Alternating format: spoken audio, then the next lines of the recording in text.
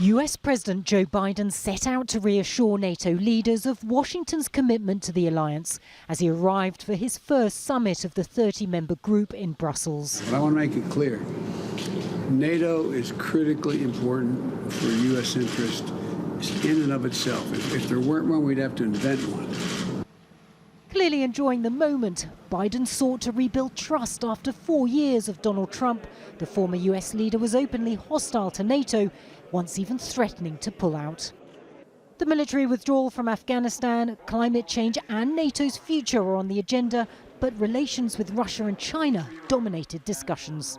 China's growing influence and international policies presents challenges to alliance security. Joe Biden succeeded in persuading NATO to back his administration's push for a tougher approach to China, regarded by Washington as a major economic and strategic rival. But for most NATO allies, Russia remains the main threat. Relations between Moscow and NATO are at their lowest point since the Cold War. On Wednesday, Biden is scheduled to meet Russian leader Vladimir Putin for highly anticipated talks in Geneva. I shared with our allies that I'll convey to President Putin, that I'm not looking for conflict with Russia, but that we will respond if Russia continues its harmful activities. Ties with Turkey are also tense, but Biden called a meeting with the Turkish president productive. The US may be back as a reliable NATO partner, but this analyst says some allies have concerns. The allies here, as in Asia, will remember that Trump had happened, that something like him could happen again in the future. There are divisions in NATO on some issues, but those differences remained mainly behind closed doors. As Biden took centre stage, leaders were clearly determined to turn a diplomatic page and show a united front. Natacha, Butler, Al Jazeera, Brussels. Well, for more on NATO's criticism of China, let's speak to Benjamin Herskovich, who's a research fellow at the School of Regulation and Global Governance at the Australian National University. He's joining us from Sydney. Thank you very much for being with us, Mr. Herskovich. Now, while it's not unusual to hear criticism of Russia at NATO, it is surprising somewhat to hear Beijing being mentioned and making an appearance in the alliance's final joint statement for the first time. What do you make of this, and how will Beijing be viewing this?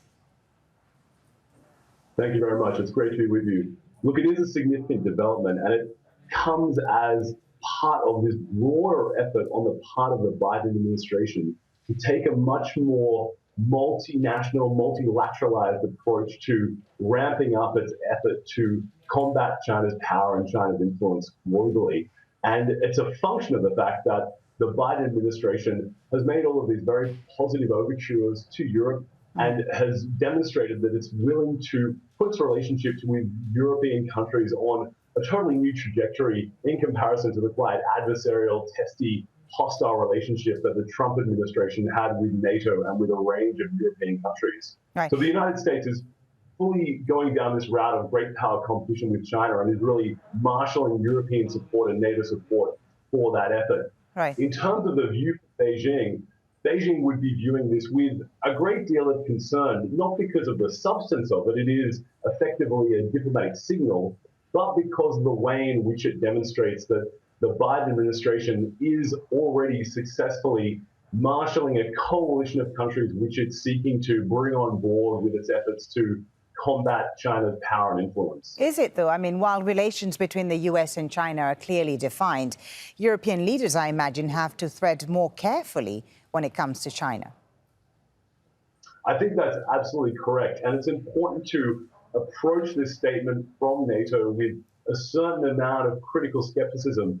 On the one hand, it is a significant diplomatic development in that NATO is leaning into this kind of language vis-a-vis China. But you're absolutely correct that there are very different views of China in Washington versus in Paris or Berlin or London. The United States, under the Biden administration, has fully embraced great power competition with China and is seeking to maintain US global leadership effectively in a range of arenas, whether that be in the technological arena or the military arena.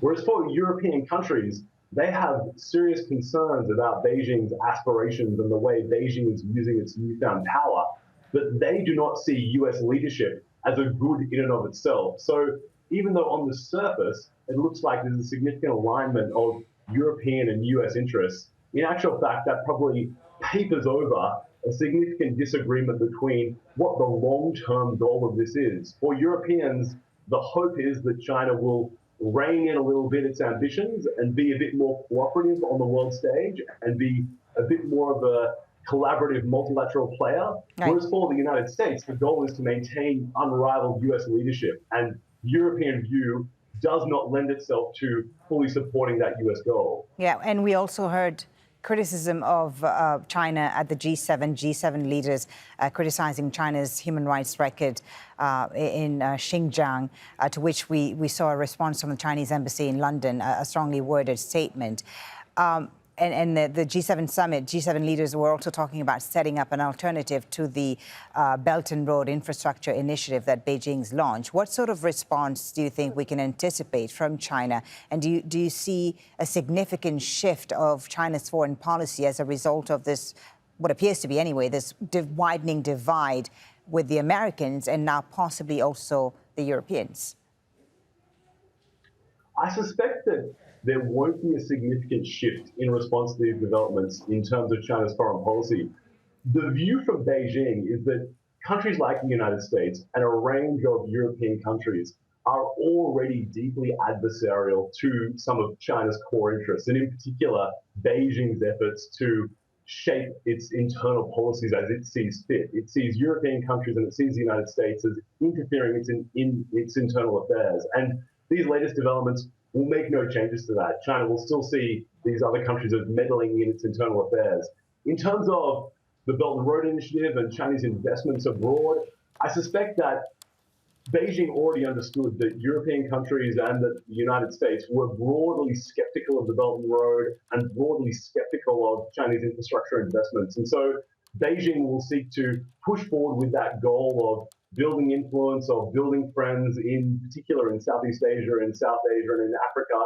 And initiatives from European countries or from the United States probably won't change that ultimately. But it will, however, solidify in Beijing's mind the notion that the United States and increasingly European countries are seeking to undermine some of what China considers to be its core interests. Okay, let's leave it there. Thank you so much for talking to us. Thank you for your insight, Benjamin Herskovich from the Australian National University.